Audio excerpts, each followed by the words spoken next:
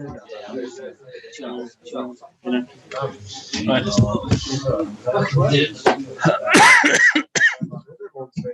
don't know.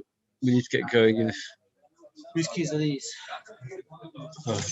I just ask you, are you using that bin? No. Because it's interesting. In learning a bit about the topic, somebody put rubbish in their bin. Somebody put chametz, one of his bins, in their property, which is not actually living in at the moment. Chaim owns 20,000-30,000 properties. It is. So one of them, he suddenly put a guy put chametz in. The halacha is it's nothing to do with him. He's fine with it. Yeah. But Shadi is whether he's allowed to use the bin. I don't want to. Not using the bin anyway. Because using the bin could be a different problem. Is that one is supposed to keep away from chametz, which is on his property. Let's say a guy drops off chametz by you, and you mechiv to the mechitza around it. So, the bin is mechitza, but once you open the bin, you've lost it in the mechitza. Right. We're up to Daf Yud Aleph from Yud Aleph, 2 lines from the top. Just want to say a very short word. Rabbi Chasman says, that imagine you open up a hospital, and the hospital, you pay for it, you run it. Without you, the hospital would close down instantly. Good boy. Told you we said the Shiur of the right.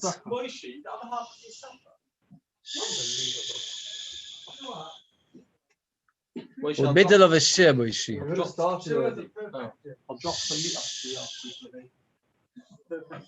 Imagine you open up a hospital and you run it and you support it. Without you, the hospital would close down in a second.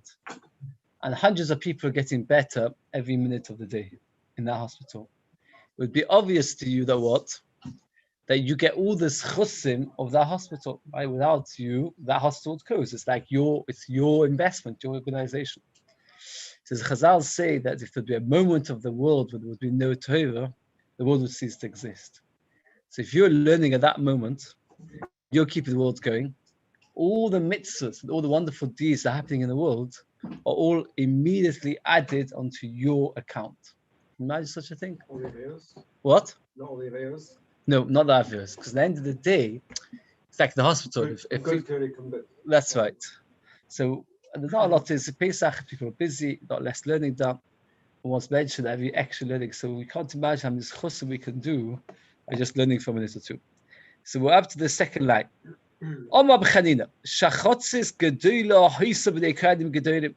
The kranim gedolim behaved in a very arrogant manner. Why? Sheyoisa b'shishim kikri zav or yimitzim bo. They would spend more than 60 gold kikar. Kikar is 120 shekels. It's a huge amount. It is we call it equivalent in gold. We're talking about roughly. A kikar was roughly a ton of silver, so 60 ton of gold. To what? How you would see what they would spend on this bridge for the Par Aduma. So he's mate. Not only they spent a huge amount of money on this ramp, but if there was already a ramp built, they would knock it down and build another ramp. Can you imagine the Kohanim Gedolim, the arrogance of Kohanim Gedolim? Shai, listening, you're Kohen, you've come Kohen Gadol, need to know this. It's an arrogance of the Kohen Gadol that not only they used to spend a fortune of money, but if there was one already standing, they would knock it down and build a new one. Even the first one? Even the first one. Shuna made 2 different paradumas. And not only that, the Shuna Tzaddik himself built 2 different ramps. We explained yesterday how the ramps were not a straightforward piece of engineering. You had to have one ramp, one bridge, and each bridge had to have overlapping. Why would they have? What was it in not having the previous paradigm or what? Well, he didn't use the same bridge as the previous paradigm. They hadn't built it. It was an arrogant thing. It was an arrogance. So what was it in it? No. We'll see in a minute. At the moment, we're saying like this, that they would. So the point is like this: there would be they wanted to build stairs. So one stairs to go up, one stairs to go down, one stairs to go nowhere. No, that was just teasing you. The point is that we're talking about these bridges were not straightforward bridges because we explained yesterday they had to have Dooms, what's the not word dooms? Arches on top of arches. So there should always be gaps. Staggered arches. Can you say Hashem Tzaddik that he acted with arrogance? My kedunts, what's going on? They were makbid on paw. This is a fascinating thing. The halacha is the paraduma had to be done b'tahara. Now, what happens if a Kohen Gadol has been to mikvah, but he hasn't waited for nacht? What's the din? He's not. It's called Erev Shemesh. The Tvul Yomi was called it. So the halacha is that min haTorah, a Kohen Gadol who's a Tvul Yomi is allowed to do the paraduma. The Tzdukim, they believed that a Kohen Gadol who's a Tvul Yomi is not allowed to do paraduma. So you know what they used to do? They would spend years and years making sure that the Kohen Gadol was story. We explained they made these staggered arches, they made platforms of stone. And on the day that he would shech the paraduma, they would quickly make him tummy. But they would, but a normal tumah where he would only need to wait for nacht to become Torah. In order to show the tzdukim that they are wrong and that the Tvul Yom can bring the paraduma. But because they did all of that, they decided to go to the other extreme regarding everything else and be extra makbid on Tara. And therefore, because of that, they would not use the same ramp twice. Why? Because the case became Tomei. So therefore, it wasn't out of arrogance, but rather because they were making in one area, the machmir in another one. Says the Gemara, Tani, over this special ramp, they would build fences that the Kohen Gadol can't look. If you're standing on the ramp and underneath is a dead body, you won't become tummy because there's a ramp which stops the tumah. But if you look over the ramp and you put your head over and there's a dead body underneath, the tumah goes up, you become tummy. Past the ramp. Next to the ramp. So then you become tummy. So they had to make sure that nobody could look past the ramp. Okay. If a person wants to invest the money of Hekdesh, he has to agree to absorb all losses and to share the profits. Mutter. Then it is mutter. Hoda bar Zemina. The person was called Hoda, the son of Zemina. Ispaket gabe madol di Yisemin. He had money from Yisemin. Also, Sholabimona. He asked him, money, can he use it? In Beis, if you want to have the loss for yourself, the profit to both of you, sorry. So this is the way which is permitted. What's the way it's permitted? If you agree to take the loss on yourself, all the loss, at 50% of the profits. So if, let's say, for example, somebody dies and you become a treasurer of your Yisroel, that is the halacha. You have to absorb all the loss and only take 50% of the profits. My sister Rabbi Shmoli. Our Mishnah is Rabbi Shmoli. If you remember, we said yesterday that sometimes would have leftover of the machzah shekel. Rabbi Shmoli says, what did you used to do with the leftover of the machzah shekel? You would reinvest it. How would you invest it? You would buy grain and oil and things like that at a cheaper price and sell it at an expensive price. Now that was considered Moisa Perus, and the Mishnah then says that the Moisa Perus was used for Olas Kayas HaMizbeach. The B'chir by Yosef, possible state the Moisa Perus Schal HaHekdash. Moisa the Sochim, Zusorevis. It's called the Sorevis. This is a special halachas like this. That in the old days, people didn't have like we have nowadays, where you go to a normal shop, you expect to find bread every day of the year. If you don't find bread, you get irritated. I noticed there was no such thing. They didn't have the same conveniences. What do? You would go to a farmer and you'd say to him, I want to buy off you. You've got now grain. I want to order from you. What would happen is like this. They would pre-order at an arranged price.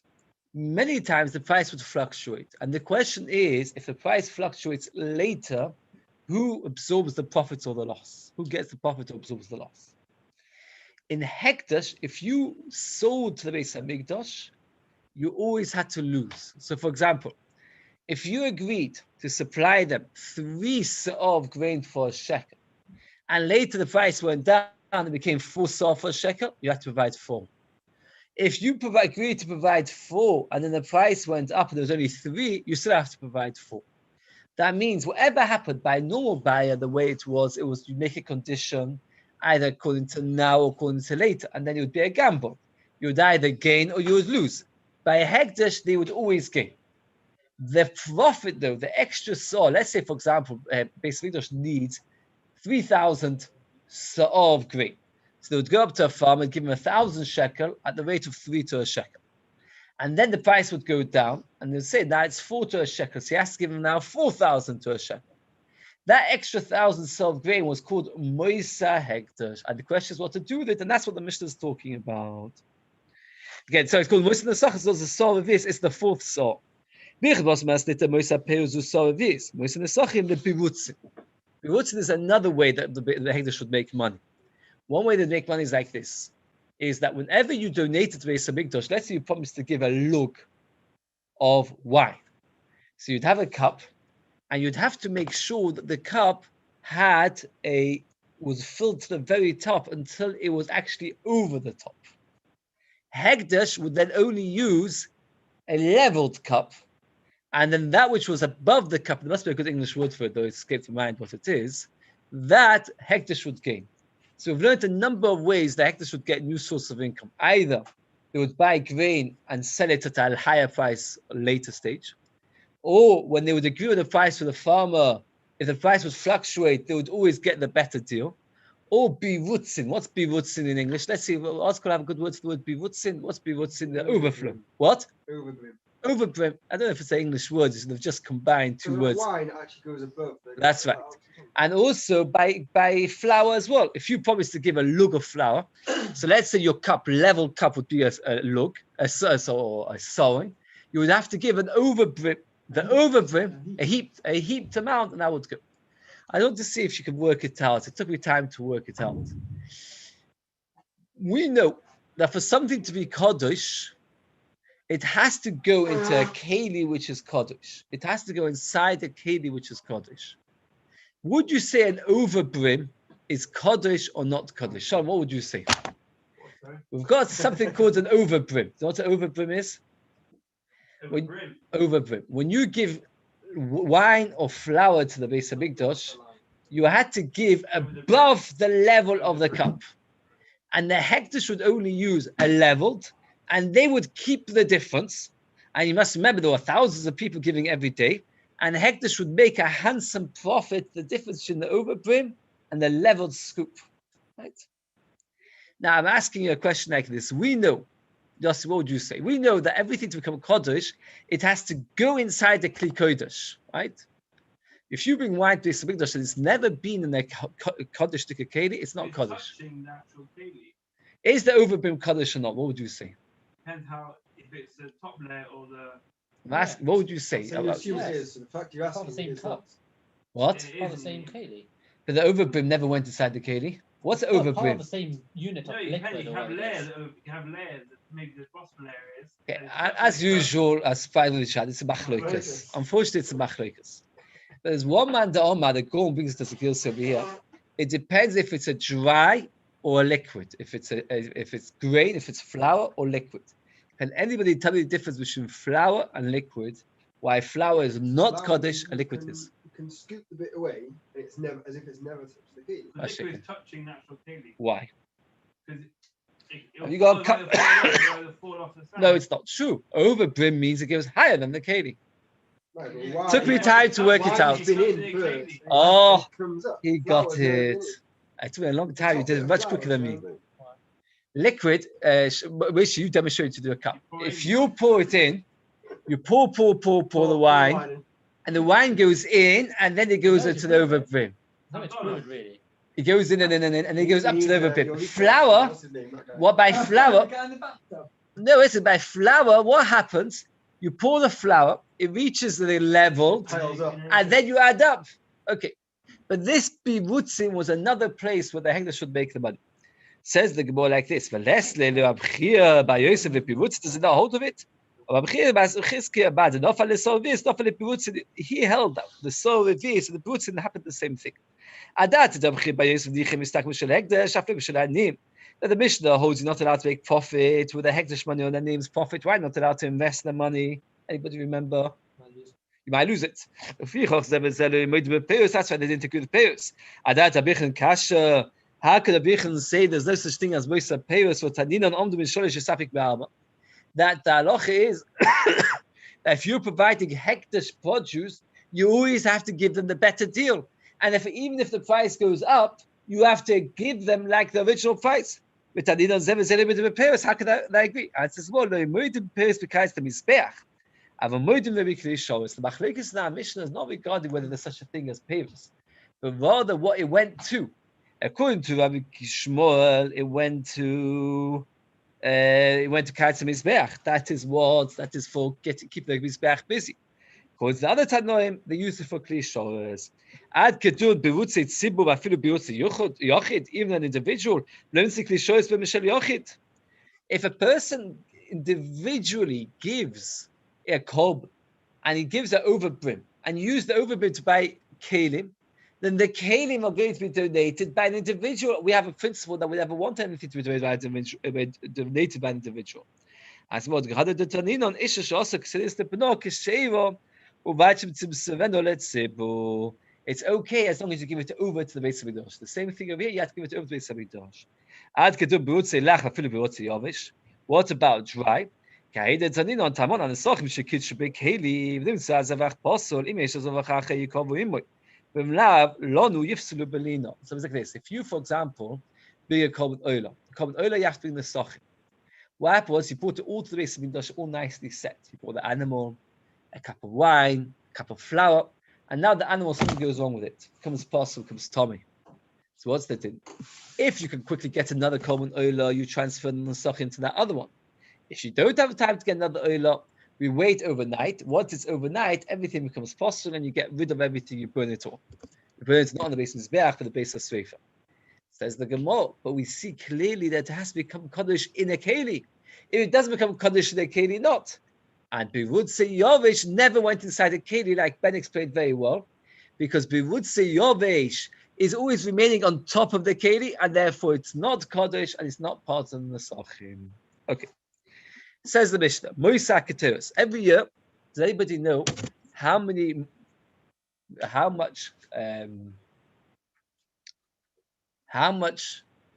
Keteros they made every single year? Anybody know? You say Pitaba Keteros, so it's 368 morning. And they did half in the morning, half in the afternoon. There's 365 days. So you got 3 spare. The 3 spare were grinded very, very fine. And the Kohen Gadol would go to the Beis Hamikdash and he would take on Yom Kippur a fistful and bring it into the Kodesh HaKadosh. So every year you'd have 3 minus a fistful extra. Now, what would be the obvious solution to use it the next year? Why can't you use it for the next year? Does anybody know? Even more important, even more. Because you pay for that. Oh, we have a rule that you has to come from this year's money. Very good. You can't buy the common Thomas of a Chodesh Nisan with last year's money. It's a very good point. You can't buy, except for now, what are you going to do with it? We discussed this once before. We don't want to be paid to it unless it goes on to something. So we get some workers' payment. We redeem it on the money which pay the workers. But those alone, then we give the workers the actual keteros. Then we rebuy it. So you've got leftover keteros. We find a worker in the Beis Hamikdash. Let's say you worked Beis Hamikdash. What could you have done in the Beis Hamikdash? You could have made nice stones, right? You could produce stones. You could have guarded something. You could have done anything. You could have built the stones. So then we pay you. What do we pay you with? Pay you with the keteros. And then we buy it off you. If you could, you'd have to buy for the Tuah Chadosha.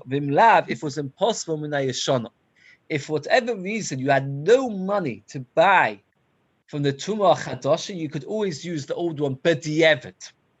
The Rishonim say, how is it possible that there should be no Machzah Shekel in Yerushalayim? Anybody want to hazard a guess?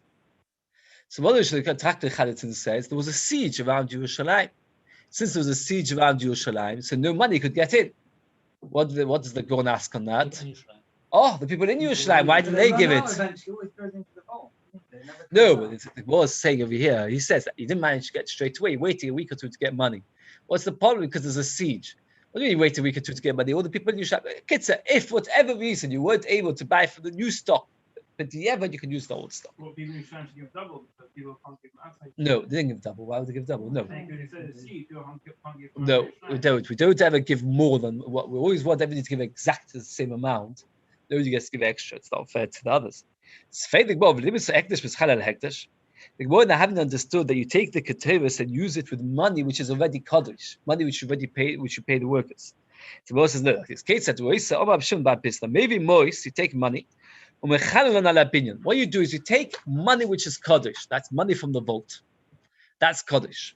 You redeem it on a wall. Let's say there was a wall which was built. You redeem it on the wall. Here, by the way, we have a very important use. The Shemon Bechir says,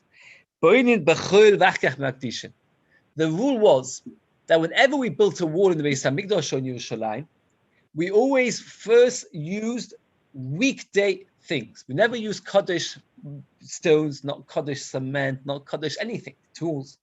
After the wall was complete, then we would take money from the Machzah Shekel, and we would say the Kedusha Machzah Shekel should go onto the wall, and the Chulim from the wall should go into the money, and the money became Chulim. We would redeem, we would transfer the Kedusha for the money onto the wall. Now, does anybody want to hazard a guess? Why do we not build the Kedusha? It might not get finished. Very good. It's one of the reasons the Gemara brings. It might never get finished, and then what will happen is you'll have wasted Hekdash's money. If you use Hekdash's money, and then the building, for example, doesn't get built properly, the brick collapses, that's one reason, but that's not the main reason the Gemara gives. One gives a more important reason. Two other reasons actually the Gemara gives. Very fundamental reason. Imagine you're a builder. You're building with Kedusha, and you're tired. You want to eat lunch. So you sit down on a brick. What have you done?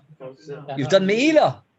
So we treat everything as chol. When it's all finished, then we transfer Kedusha. That's maybe the most. And another reason is they're covered to the Machzah Shekel, similar to that we've transferred it to something which is viable. So we take money, we dip it on the building, top of it, on the wall or a building. We done it from the base, top of the page. Then the keteris which is kaddish, you transfer it to the money which is chol, because the money was kaddish, but the kedusha went into the wall. Then you take the keteris, you pay workers, b'schon, and then you've got the money, and the money is kaddish, and the shai is what to do with the money. So God says, there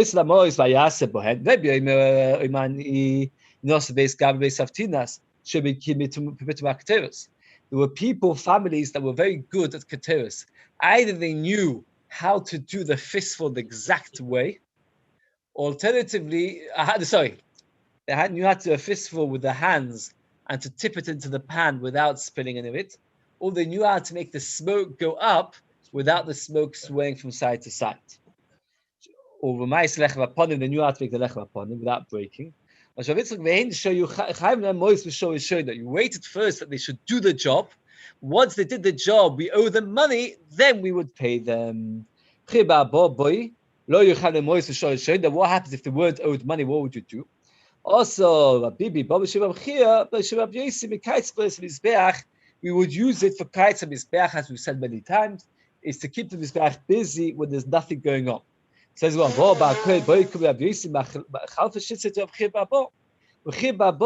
confuses himself. It's very hard, the names are not common to us, but if you look carefully, B'chir Babon was the one who asked the question, and B'chir Babon was the one who answered the question, which is very strange. Usually, if I say to you, what would the halacha be in such and such a case, I wouldn't then straight away say to you afterwards, and the halacha is X, Y, Z. Here, B'chir Babon asked the question, what do we do with the money? And then later he answers that what do we do with it? We use it for as kites of mizbeach. How did he know it? Answers the Gemara, he wasn't sure whether you can use it for kli shores. Can you use it to buy kelim for this midrash? What was clear to him is you can use it for the kabbalas mizbeach. He just wasn't sure can you use it for kli shores. This pargun, we had the argument. This is a very argument which comes up in a number of places, and that is like this: the keteris was very, very kaddish. When they actually manufactured the keteris, did they use kaddish utensils or not? That means the pestle and mortar, the bowl, and the grinding tool, which they used to grind the keteris, was it done by kedusha or not? The Gemara says, "Pitva bechulin." What happens if you do it bechulin? My time of the Kodesh, the Torah says about the Keteris is Kodesh, should have Yosef be Kodesh, you should make it through Kedusha. My time of the Levi, Kodesh, should bow to Masalishko. The Torah says about the Keteris Kodesh, we have two ways of understanding it. Either Kodesh, you should make it in Kodesh vessels, or Kodesh, that what's the din? That you should come from Manav to Masalishko. We'll see each one goes, we've got proof to each one. The Tanin on the Makdish the Chosov. The next Mishnah, literally the next Mishnah, discusses a situation where what happens is somebody stands up and says, everything that I own should become Kaddish. And that leaves us with a lot of troubles what to do with these things, because certain things is very obvious what we should do with them. For example, if you've got an oila, if you've got an oila, etc. What happens about other items which we're not sure what to do with? Now, the Mishnah lists out different things. And one of the things that Gemara explains is which is voyu for the tzibur. And the Gemara explains we're talking about the keteros. Now, how would an individual have keteros in his house? Why has he got keteros in his house? Somebody stands up and says, "Makdish everything that I've got." And he's got some keteros in his cupboard. What should you do with it? The answer is he made it, but he's not a Beis Hamikdash. The answer is a raya that you can make it bechulin. Very good. Or Rabbi Shiur to posse is not necessarily a proof. But if you remember a few minutes ago, we said that if we wanted to get the keteros of last year to become chulin, so what we would do is like this: we want to buy it again for the new year money. So we would pay a worker with the keteros and then buy it back. Now let's say we paid him with the keteros. And as we pay him, he immediately then says, everything that I own becomes Kodesh before we have a chance to buy it back. That's a situation with Keteros, and not necessarily because he made it Bechulin. Says the Gemara, they made it Kodesh, even the grinder for the Keteros had to be Kodesh. Can you redeem it? How can you redeem it? We just said before that the keteros has to be made b'klishos, and yet we said it's possible to redeem it, i.e., to pay the workers. So what says Amalei? It's not just a shmur. The shmur Amar kalu b'muisa that things which are left over can become kodesh. We have a principle, a general principle, that anything that becomes kodesh, kedushas haguf, can never be redeemed. Comes along Shmuel and says that in certain cases we allow it to be redeemed. If, for example, we've got no choice, let's say it's left over. What happens, for example, if the Beis Hamikdash would buy hundreds of korbanos for korban tamid, because every single day you have to do 2 sheep. Now, how old is a sheep allowed to be for korban tamid? Only up to 1 year. More than 1 year, it's no good. What happens is they bought sheep, and suddenly the sheep are turning to be over 1 year old. So what can they do? They can't redeem them for korban tamid because they're over a year old. They can't redeem them because they're tamimim. So what should they do? Shmuel Omar Niftin, ketamimim. Shmuel holds you can redeem it. You have to wait for them to get a mum, and only then can you redeem it. But you see that according to Shmuel, you can redeem Kodesh things. What happens if the liver chatos? According to Shmuel, the Gemara says, If an oila which is kulei kolil can be redeemed, kavachim chatos. They should wait until they get a mum. What they used to do, a chatos that became over a year old, because a chatos also has to be less than a year old. If it became more than a year old, you would sell it and use it to buy with it the kaitz hamizbeach. So therefore, since you buy with it the kaitz hamizbeach, pay the Gemara. Can you do such a thing? Can you do such a thing that the chatos is transferred into an oila? As well, when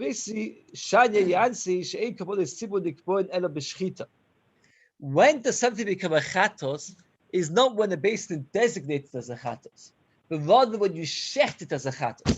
Since these animals were less than a year old, and then they became more than a year old, and therefore now they're no longer available as a chatos, so we shecht it and make it. We can redeem it for the oila. Or tonight, based on our Moses Shikuv oila, so machlokas why a chatas that becomes more than a year old, you can bring it as an oila. Either because it's not designated as a chatas until the actual act of shchita, and here they became old before the shchita, so if you can sell it to bring it as an oila. Alternatively, basically a special condition that all leftover korbanos should be brought as an oila, not a chatos. You have each stage. They would make a condition where they would makdish it. They would make a condition. Now, tomorrow is a Friday. Always on Friday we have much less time. I want to do a little bit. I want to just do at least the Mishnah. Yeah, I know, but people have get more always than rushing. There's a Shachris 8 o'clock. It's immediately after Shachris. Back over here, I don't know what they said. 15 minutes. Wait, does it take only 15 minutes? Yeah, that's quite quick. No, how does it? How long does Shachris take here? No, an hour and 5 minutes. So why have they written Shachris 8 o'clock and Shir 10 to 9? How's that possible? That's a mistake. Is this after Shachris? 5 past 9. So let's do a little bit of next. Makdish lechosam. Person's makdish always lechosim where you bed voin when the kabbalah at simul. Nosnu ne'umnu b'schon, you give it to the workers as wages. Tivya be'akiva. Like we said by the keters. That's not what we do. We take the wages of the workers. When then we redeem it onto money, and then we give the money to the workers. And then we buy from it from the new truma, because we don't want to use something from last year's.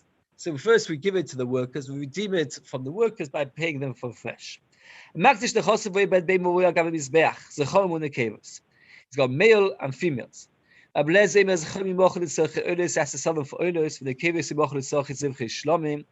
With the money,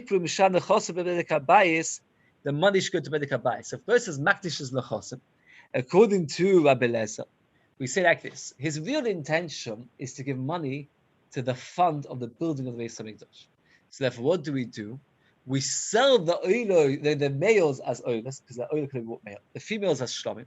The money we give to the fund of the Beis Hamikdash. Rabbi Shimon, no. Zechoyin atzmon, the males themselves they give oilers. The kevus imochul itzelch is of chishlomim v'bed ben oilers. No, the males you bring them as a common oiler. The females you sell for shlomim, and the money goes to Bedek Habayis. Because Rabbi Lezer is consistent that he says that everything goes to Bedek Habayis, both the oilers and the shlomim, and just you sell them all. But actually, according to Rabbi Yisroel, he differentiates between the male and the female. Why should you? Says the Gemara, Rabbi Yisroel chilik, Rabbi Shabbat is divishlim, and Makdish befavos. Some do Makdish explicitly that I should go for Bedek Habayis because Rabbi Lezer. And Makdish stam without explaining himself because Rabbi Yisroel. And Makdish chos when dvoim when the Gabi is back. Yinus shmonim v'oifus. Rabbi Lezer imei mochel tzerches amin v'yovid ben oilus v'shad chosim for Bedek Habayis. What you do is like this: if you got wine, oil, or birds, you use it to sell it for the mizbeach, and the rest of it, with the money, you pay the Bedek Habayis, and the mizbeach is whatever can be used for oilos for the korban mizbeach has to be used for the mizbeach, and you use the money for Bedek Habayis, and everything else should be paid for Bedek Habayis. Okay, it's a hard sugya as this. We'll carry on from here. I just want to say one short story. There was once in camp. There were certain boys that were not being nice, bullying another boy. They're horrible stories that have carried on in camp. So one boy got fed up that people were taking his things without permission. So you know what he did? What did the boy do? He was makdish all his items. He said, everything that I have is kodesh. Beis Hamikdash. Now the truth matters, you have to be aware that even nowadays that we have no Beis Hamikdash, you can't be makdish of the Beis Hamikdash. And if you makdish of the Beis Hamikdash, what's the din? You're never allowed to use it. Yeah, you're never allowed to use it. So this poor kid, it was let's say 14-year-old boy, because he's been bullied, was makdish everything to the Beis Hamikdash, which is a major problem. For the Rav said that you can redeem it or less what? To a coin. And then the coin has to be destroyed, even if it's less than its real value, you can redeem it, and destroy the coin and just warn the boy not to do that anymore. But that's the halacha. You have to be, you redeem it. Okay. We're up to a makdish on your base with Shachris 8 a.m.